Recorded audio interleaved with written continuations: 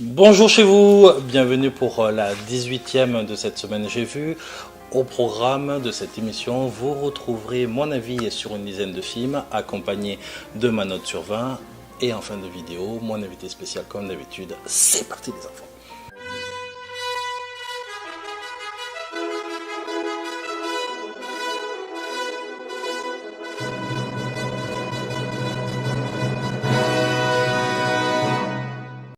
Cette semaine, j'ai vu La Belle et la Bête réalisée par Bill Condon avec Emma Watson, Dan Stevens, Luke Evans et Josh Gad.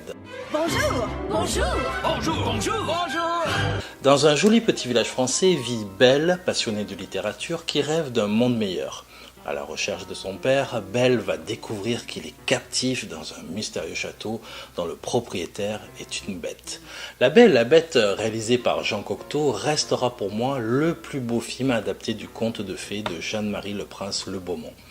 De Beaumont, un véritable chef-d'œuvre de poésie pour ceux qui ne l'ont pas encore vu.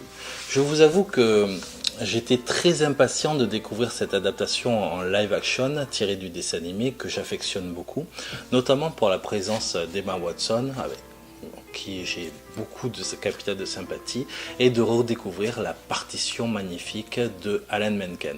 La Belle et la Bête de Bill Condon est un film magnifique visuellement, mais dépourvu d'âme et de romance, même si la mise en scène est soignée, ainsi que les effets visuels et la réorchestration qui fait toujours vibrer, il en résulte qu'il manque cruellement, au niveau des interactions, une romance magique qui opère.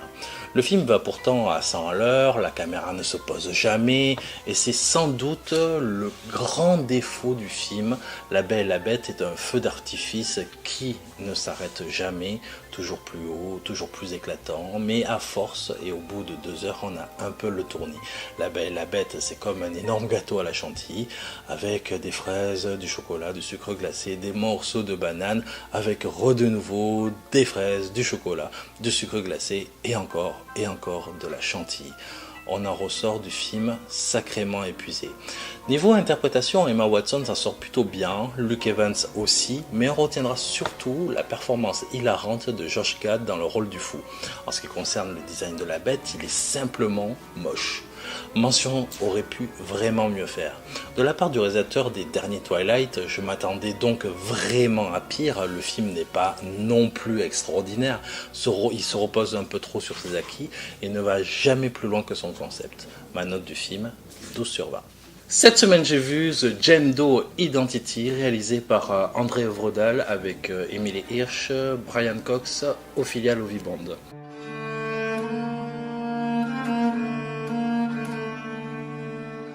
Par une nuit pluvieuse, 2 médecins légistes, père et fils, reçoivent par la police un corps à l'identité inconnue. Au fur et à mesure que l'autopsie progresse, ils vont découvrir des choses étranges et inquiétantes. Construit en 3 actes, le film du réalisateur de Trollhunter s'attaque avec plus ou moins de brio au genre de huis clos horrifique. On est loin, même très loin du film de John Carpenter The Thing, mais le film n'apporte rien au point de vue scénaristique et va même par un twist final ultra brouillon détruire son concept de base.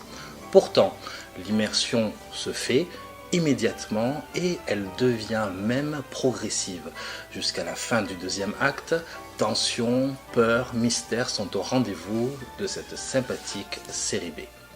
Là où le bas blesse, c'est au niveau de la réalisation. L'utilisation de l'espace de cette morgue familiale est très mal gérée, les artifices utilisés pour susciter la peur ont été 1000 fois vus en mieux. La scène du miroir, la scène du couloir, la scène du bureau. Et après visionnage et réflexion, là où le film gagne des points en densité, c'est uniquement sur l'autopsie et les découvertes incroyables sur ce corps glacé, inerte, mais cependant magnifique de Jane Doe qui donne le frisson et procure un malaise bien jouissif. En allant jusqu'au bout de son concept, la thématique de la sorcellerie dans le 3e acte à ciel ouvert aurait été la bienvenue. Dommage, note du film 13 sur 20. Cette semaine, j'ai vu Alien Covenant, réalisé par Ridley Scott avec Michael Fassbender, Catherine Waterston, Billy Crudup.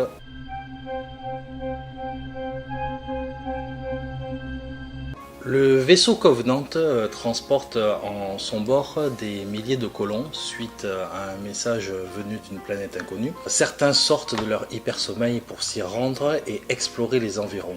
Alors il y a plusieurs façons de voir cet Alien Covenant. Vous aimez regarder les films de façon linéaire sans vous soucier du scénario, de la technique ou de la réalisation, tant que vous sentez en vous cette jouissance inexplicable à la moindre profusion de sang ou d'explosion, et pour le coup je pense que vous allez aimer le film. La deuxième, c'est celle qui me concerne, donc vous êtes fan du premier Alien, et le second réalisé par James Cameron, vous le hissez au rang des chefs-d'œuvre du cinéma d'action. Le troisième, vous êtes un peu plus dubitatif, mais vous pardonnez car c'est David Fincher. Le reste, comment dire, on va le qualifier entre potes, que c'est un peu beaucoup merdique, hein, peut-être à sauver le genêt. Alors je fais partie des personnes qui ont été ultra hypées par l'extraordinaire trailer de Prometheus, et malgré les défauts majeurs évidents, je considérais encore longtemps que Prometheus était un bon film, jusqu'à un deuxième visionnage qui m'a fait ouvrir les yeux. Alors c'est avec beaucoup d'enthousiasme et avec beaucoup plus de recul que j'accueille dans mes bras cet Alien Covenant, qui n'est autre que Prometheus 2. Alien Covenant est un bordel sidérant qui ne répond à aucune question soulevée. C'est fascinant mais ultra frustrant. Alors j'adore le cinéma de Ridley Scott, mais jusqu'à Gladiator, qui est pour moi son dernier chef-d'œuvre. Le reste de sa filmographie, je me sens complètement perdu. Alors oui, Scott n'a pas perdu sa superbe, il reste un merveilleux technicien, la photographie est splendide, Fassbender est charismatique en diable, au sens propre comme au sens figuré. Le film part à contresens de ce que souhaite le spectateur, tantôt réflexif, tantôt dans son introduction, tantôt gore facile dans sa dernière partie. Il s'autocite constamment et on se demande bien si le personnage de David n'est pas Scott lui-même, un dieu faisant de sa franchise, de son monstre, ce qu'il souhaite. En fait, Ridley Scott ne va pas dans le sens du spectateur, et en gros il nous fait un énorme fuck. Il entend diriger sa franchise comme il le souhaite et il va maintenir son cap, malheureusement. Ce qui est regrettable, c'est que le scénario ne tient pas la route une seule seconde. En soulevant des thématiques qui feraient saliver n'importe quel cinéaste, Scott ne fait que poser la question maladroitement et n'y répond jamais. Là où le frère de Christopher Nolan avait réussi brillamment à parler du créationnisme et à imposer une vision logique dans le monde de Westworld, Scott bâcle et tue incontestablement son chef-d'œuvre. Et on pourra dire que dans l'espace personne ne vous entend crier, mais peut-être que sur Terre certains cinéphiles oui. Note du film, 5 sur 20. Cette semaine j'ai vu Death Note, adapté du manga écrit par Tsugumi Ohba et dessiné par Takeshi Obata. Le film est réalisé par Adam Wingard avec Nat Wolff, Margaret Qualley, Lakeith Stanfield et William Dafoe. Un jour, un lycéen surdoué trouve incarné le Death Note, envoyé par un Shinigami, sorte de dieu de la mort qui lui permet d'appliquer un pouvoir quasi divinatoire. La personne dont le nom est écrit dans ce cahier meurt. Si j'avais dans les mains le Death Note, dans ma liste, j'y mettrais bien volontiers le nom du réalisateur qui a littéralement saccagé cette adaptation qui ne sert strictement à rien. Adam Wingard est un fucking mauvais réalisateur sur ce coup-là, complètement à côté de la plaque et qui n'a strictement rien pigé à l'œuvre de Death Note. C'était pourtant pas bien compliqué, il avait tout dans les mains, le manga et l'anime de 37 épisodes qui déboîtent. Et lui, il nous pond un scénario qui sent aussi mauvais que de la fiente de Banta, mais rentrons dans les détails. Parlons un peu des personnages et commençons par notre protagoniste, Light Turner, interprété par Nat Wolff. Dans l'œuvre d'origine, Light Turner est un garçon très beau, surdoué, taciturne et solitaire. Quand il trouve le Death Note et qu'il va se résoudre à l'utiliser, il le fait avec intelligence, machiavélisme, et son processus psychologique va l'amener à être tout simplement un dieu vivant. Dans le film, Light Turner est tout simplement un lycéen timide, doué pour faire les devoirs des autres et par-dessus le marché complètement stupide. À peine il trouve le secret du Death Note qui va de suite révéler à une fille qui s'en fout royalement de sa pomme. Et que dire de son utilisation du Death Note, sa première fois, une de ses premières victimes, c'est l'assassin de sa mère. Bonjour la discrétion si tu veux pas que la police se rapproche de toi. Light Turner dans le film est exactement l'opposé de Light Turner du manga, de l'anime et même des 3 films japonais pourtant médiocres. Si dans le manga, Light Turner fait tourner en bourrique et malmène la police au point de faire appel aux plus grands spécialistes des enquêtes difficiles après une tension palpable, ici dans le film, le personnage de L arrive comme un cheveu sur la soupe sans soigner la particularité singulière du personnage, c'est-à-dire loufoque, énigmatique, doté d'une intelligence rare et de réflexions incroyables qui va nous fasciner et surtout faire péter les neurones de Light Turner. Dans le film, le personnage de L s'accroupit sur toutes les chaises.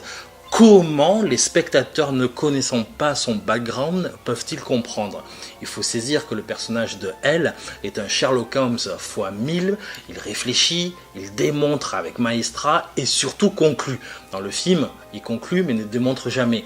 Alors je ne parle pas des personnages du père, de Ryuk et de Misa dans la version japonaise, malgré le fait que Margaret Qualley livre une bonne interprétation. Tout est transformé pour livrer un film qui est au final un teenage movie horrifique dans la catégorie nanar sans âme. Note du film 1/20. Cette semaine j'ai vu Seven Sisters de Tommy Wirkola avec Noomi Rapace x7, Glenn Close, William Dafoe.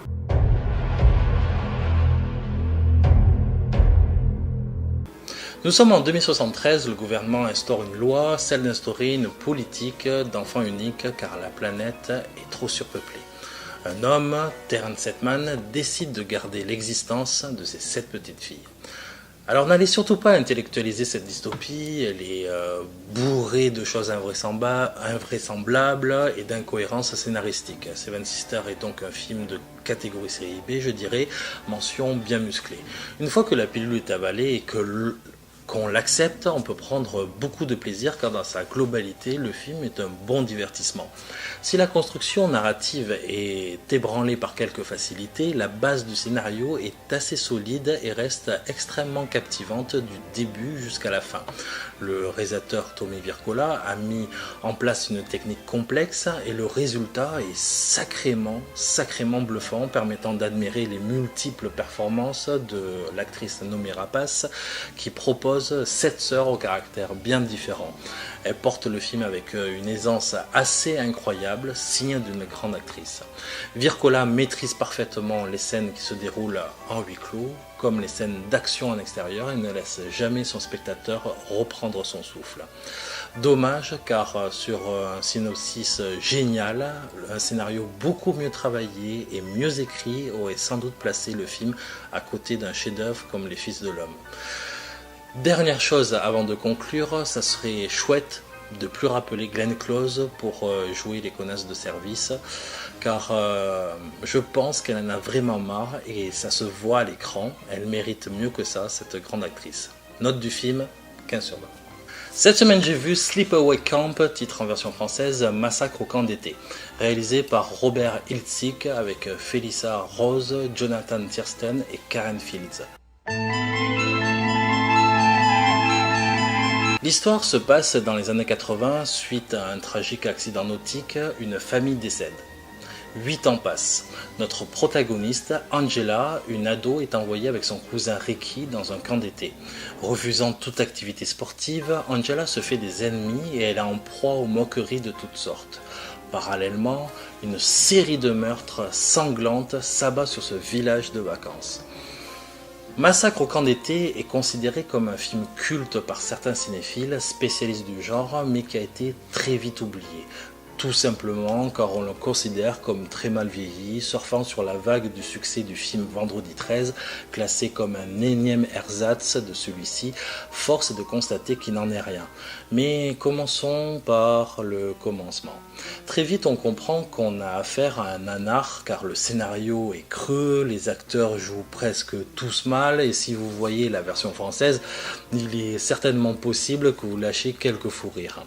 Les meurtres sont grand guignolesques, les effets spéciaux sont mal faits, les bruitages sont risibles. Pourtant, on trouve de l'intérêt au personnage principal d'Angela, une jeune fille énigmatique, stigmatisée par ses camarades et qui se retrouve dans un camp d'été sans qu'elle le souhaite, entourée aussi d'adultes de la pire espèce, cuisiniers pédophiles, moniteurs et monitrices incompétents, chef du village avide de pouvoir et d'argent, un être plus soucieux de la réputation que des crimes atroces qui se perpétuent, rappelant sans conteste le maire cynique des Dents de la Mer. Malgré le fait que l'histoire soit d'une banalité écrite sur une feuille de scénario en une seule journée, bon j'exagère un peu, on pourra quand même constater une réalisation tout à fait respectable, citant parfois de loin La Baie Sanglante, Vendredi 13 donc, Jaws. Le film aurait pu s'arrêter là jusqu'à ce que le réalisateur décide de nous balancer un twist final incroyable qui nous fait reconsidérer le nanar qu'on vient de voir. Un twist final mindfuck d'une telle intensité horrifique que j'en ai eu, croyez-moi, de véritables frissons dans le dos. Ce twist final est tellement dingue qu'il remet absolument le film en question. Un trait de génie au dernier moment. Massacre au camp d'été est un film complètement à part pour ce twist final qui vous donnera à coup sûr des cauchemars. Un ovni qu'il faut que vous découvriez dans sa version française. Un incontournable et encore une fois, une sacrée surprise. Le film sans le twist final, 2 sur 20, avec le twist final, 17 sur 20. Cette semaine, j'ai vu Baby Driver, réalisé par Edgar Wright, avec Ansel Elgort, Kevin Spacey et Lily James. Forcé par son boss de braquer des banques, notre protagoniste Baby est un chauffeur hors pair qui va remettre tout en question quand il va rencontrer la fille qu'il aime. Shaun of the Dead, Hot Fuzz, Le dernier pub avant la fin du monde, Scott Pilgrim, Edgar Wright possède à son compteur une filmographie éclectique et presque parfaite selon mes goûts.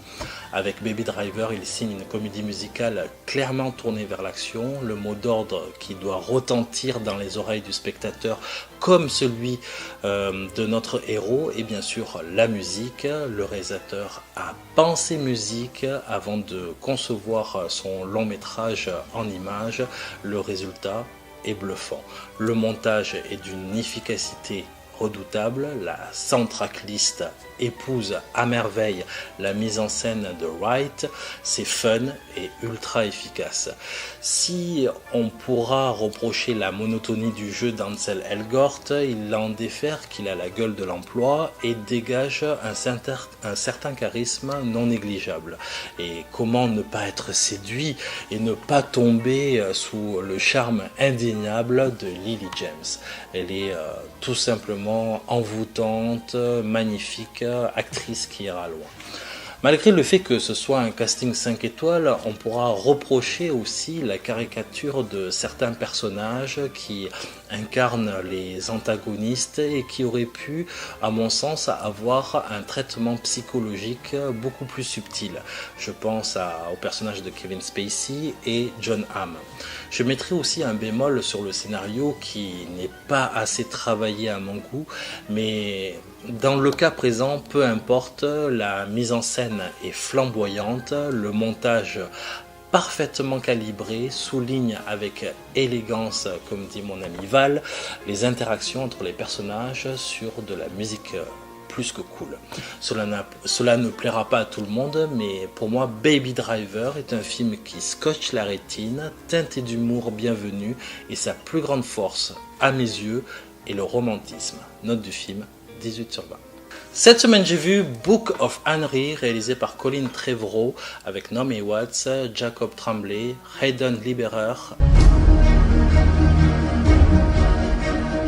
Henry Carpenter est un enfant de 12 ans, sa particularité c'est d'être précoce. Il vit avec sa mère célibataire et son petit frère. Amoureux de sa jolie voisine, il observe tous les soirs. Il s'aperçoit qu'elle se fait maltraiter par son père, qui n'est autre que le chef de la police de la ville. Alors il décide d'échafauder un plan. Le film se scinde clairement en deux parties. La première nous narre avec beaucoup d'élégance le portrait de cet enfant précoce, mais pas tête à claque, et s'attarde avec brio sur le portrait de cette famille américaine moyenne. Alors pendant 1 heure, on est immergé dans un feel-good movie qui fait du bien, qui sonne toujours juste, sans tomber à aucun moment dans la niaiserie.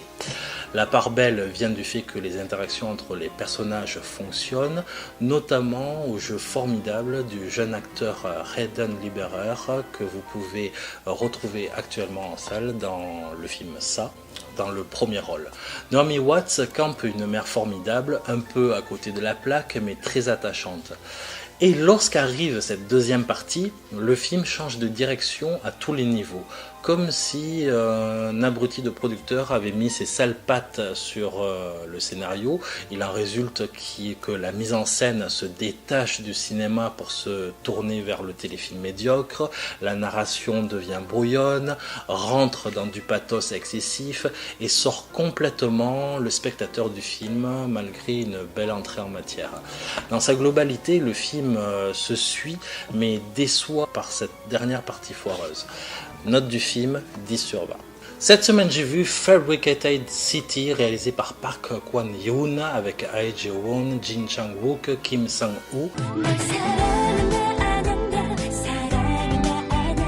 Le synopsis, To Kwon est un garçon addict aux jeux vidéo. Un jour, il se fait accuser d'un meurtre qu'il n'a pas commis et se fera aider par une hackeuse de génie. Bon, je vous le dis de suite, ce film est complètement dingue. C'est un des films les plus divertissants que j'ai vu depuis cet été. Ça commence par une introduction qui met au placard les meilleures scènes d'action d'Expendables et de John Wick chapitres 1 et 2 réunis avec des gunfights épileptiques. Et puis on se retrouve dans un film de prison d'une violence inouïe et le film se dirige vers les thématiques de la vengeance, de l'infiltration à la mission impossible, du film de potes et du techno-thriller manipulateur. Un Korean movie assez exceptionnel, shooté par un réal dont le mot d'ordre est de vous rentrer dans le lard avec pour consigne vous faire exploser les rétines. C'est du Michael Bay puissance 1000. Le film se regarde comme un live action tiré d'un manga, c'est un peu trop rapide mais c'est terriblement jouissif, le réel s'en fout complètement des ellipses de temps, il va à l'essentiel.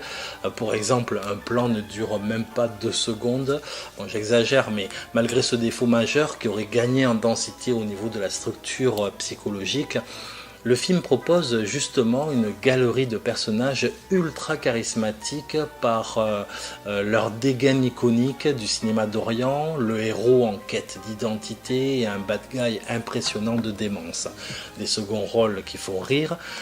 Bref, je crois que je vous en ai trop dit. Foncez voir Fabricated City, note du film 17 sur 20. Cette semaine, j'ai vu 47 Meters Down, réalisé par Johannes Roberts, avec Mandy Moore, Claire Holt et Matthew Modine. 2 sœurs, Lisa et Kate, partent en vacances au Mexique. Pendant leur séjour, elles décident de plonger dans une cage parmi les requins blancs. Activité touristique assez courante du pays, sauf que la cage se détache du bateau et les 2 sœurs se retrouvent plongées au fond de l'océan à 47 mètres de profondeur. Depuis tout petit, je suis traumatisé par les requins, surtout depuis que j'ai vu Jaws de Steven Spielberg. Tous les étés à la mer, je me baigne jamais en eau profonde et prends toujours le soin d'avoir une petite vieille devant moi ou des gosses qui s'agitent sur leur matelas pneumatique au cas où il y aurait une attaque. Oui, je suis un véritable enfoiré. Et même dans une piscine tout seul, je ne suis pas tranquille, c'est pour vous dire le degré de la phobie que j'ai. Alors je ne serai pas très objectif, carrément pas, sur ce film que j'ai regardé en mode petit garçon en stress sous la couette. Alors si j'essaye d'être objectif un peu sur 47 Meters Down, je dirais qu'on est plus proche de la série B qu'autre chose, même si au final le film ne raconte rien d'intéressant. Son principal intérêt de faire peur, d'angoisser ou de stresser. La force du film est de ne presque rien montrer, moins on montre le monstre et plus on stresse. Pas réussi sur moi en tout cas. Un des pires films dans ce genre-là était Riff, où la caméra était toujours axée sur les plongeurs, tête hors de l'eau. Une véritable torture. Et au niveau des effets spéciaux, ils m'ont semblé assez corrects. Et dans sa globalité, j'ai bien aimé, car le film m'a fait de l'effet. Note du film, 10 sur 20. Place et carte blanche pour l'invité spécial Julia M. Tin, autrice de L'effroyable résilience, un roman aux éditions Rebelle. Dans quelques semaines, je vous en parlerai plus longuement dans une de mes critiques littéraires. Bonjour les abonnés de la semaine de Kim. Alors, je suis Julia M. Tin, auteure chez Rebelle Éditions, et Kim m'a demandé de présenter un film que j'ai vu récemment et qui m'a marqué. Moi, je vais vous parler du voyage de Chihiro. Alors, il s'agit d'un de mes films préférés. Bon, déjà, je suis fan quasiment de toutes les œuvres de Miyazaki et des studios Ghibli, mais celui-là est cher à mon cœur par son originalité et surtout parce que je trouve qu'il est extrêmement poétique et d'une beauté saisissante. Alors, je vais vous en parler un peu plus. Alors, il s'agit de l'histoire de Chihiro, une petite fille de 10 ans qui déménage avec ses parents. Au début du film, on la voit dans la voiture familiale avec son papa et sa maman, et elle est vraiment déprimée à l'idée d'aller vivre ailleurs parce qu'elle va quitter ses copines d'école. Et sur la route, eh bien, son papa décide de passer par un raccourci et il va se trouver dans une impasse au milieu d'une forêt où se trouve une grosse pierre devant un pont qui l'empêche d'avancer. Et attiré par la curiosité, le papa décide de franchir ce pont à pied avec la maman. Et Chihiro, elle, est morte de peur à l'idée de voir ce qu'il y a derrière ce tunnel extrêmement sombre. Donc, elle prend gentiment la main de son papa et elle le suit. Et à l'autre bout du tunnel se trouve un univers un peu particulier. En fait, ils vont voir des tas de maisons à l'abandon, dans un style très proche d'un parc d'attractions. Ils pensent que c'est un vieux parc à l'abandon et ils vont être attirés par une odeur de nourriture. Or, le papa et la maman vont donc se jeter sur un festin incroyable et manger comme des cochons, tandis que Chihiro reste en retrait et sent que quelque chose de mal se trame. Elle a vraiment très peur. Et elle a bien raison parce que ses parents sont en train de manger le repas qui est destiné à des esprits. En fait, l'endroit où les parents se trouvent n'est pas un parc d'attractions, mais c'est un centre, une cure thermale destinée à des esprits qui sont choyés par une vieille sorcière qui s'appelle Yubaba et qui gère ces termes en fait. Et donc Chihiro va découvrir que ses parents vont être transformés en cochons parce qu'ils ont mangé la nourriture des esprits, et afin de sauver ses parents, elle va devoir travailler au terme et elle va se lier d'amitié avec un garçon qui va l'aider en fait à rendre ses parents de nouveau humains. Voilà l'histoire.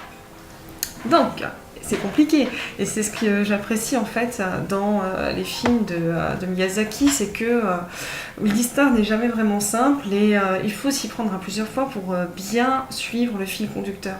Il y a toujours un côté un petit peu brouillon peut-être, mais qui rend le film d'autant plus fascinant parce qu'il faut rester concentré, et c'est vraiment du dessin animé pour adultes.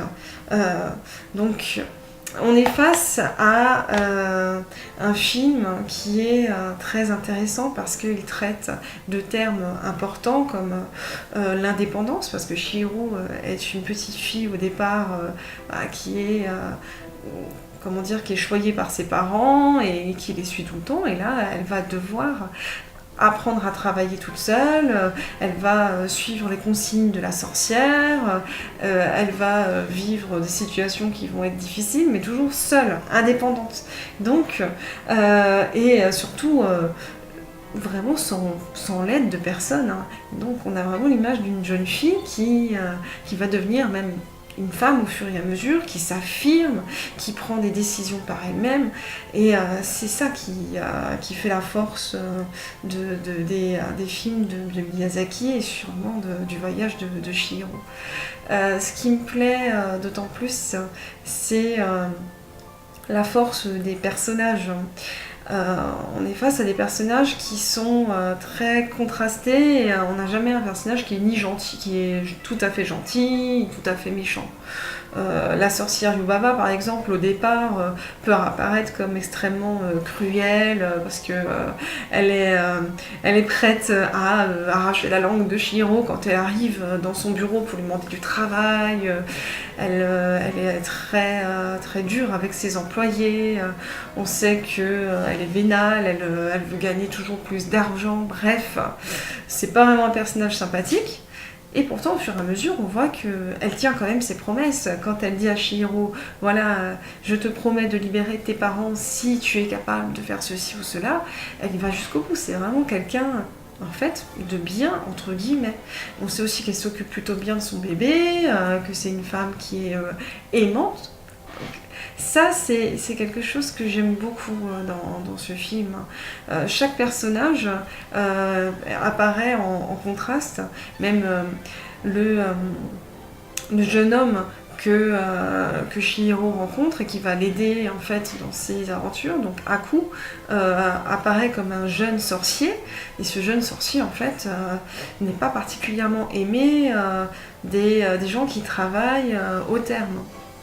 C'est plutôt intéressant. Moi j'aime le fait qu'on a des personnages qui ne sont pas particulièrement sympathiques au départ et qui au fur et à mesure, par leurs actions, par leur comportement, vont gagner la sympathie du spectateur. Donc rien n'est tout beau, tout est toujours en contraste dans ce film. Le dernier point qui me plaît le plus, c'est la puissance onirique du film. On est vraiment dans des décors qui sont magnifiques. Il y a un passage en particulier que j'adore toujours, c'est quand Aku entraîne Chihiro dans les jardins de la station thermale.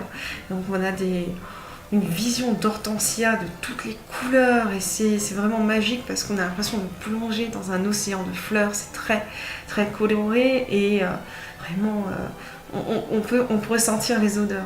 D'ailleurs, même au niveau de la description il n'y a pas de description, tout est détaillé, tout est dessiné, mais les dessins qui représentent les plats, la nourriture sont tellement fins, tellement bien faits qu'on a l'impression de sentir aussi l'odeur des plats. Il y a ce côté hyper réaliste et hyper sensoriel qui nous transporte dans cette œuvre, qui est tout en douceur et en même temps qui peut être très sombre et mélancolique. Il y a une forme de romantisme puissant dans le voyage Chihiro que je vous invite à découvrir.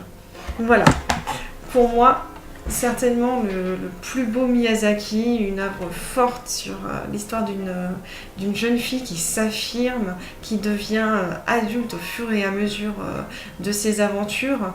Une œuvre toute en contraste entre justement la poésie, la mélancolie, quelque chose de très fort qui... moi, je ne m'en lasse pas et je sais que je le regarde environ une fois par an avec toujours le même plaisir. Donc voilà. Bonne séance à tous et puis j'espère que cela vous aura donné envie de découvrir le voyage de Chihiro. Au revoir! Merci d'avoir regardé cette vidéo, n'oubliez pas de vous abonner, on se retrouve très vite pour une vidéo spéciale Stephen King qui englobera la critique du livre, du téléfilm et du film actuellement sur les écrans. Merci encore Julia Emtin, bonjour chez vous.